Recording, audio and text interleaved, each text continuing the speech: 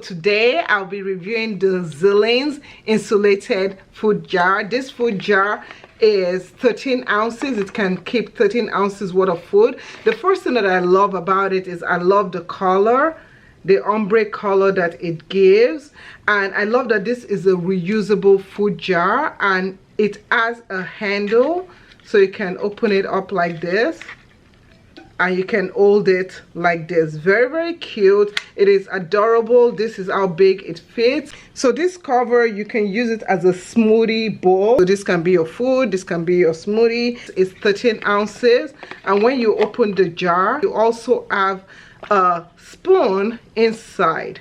So this is really nice because it has a stainless steel spoon and it's a foldable stainless steel spoon, so you can fold it away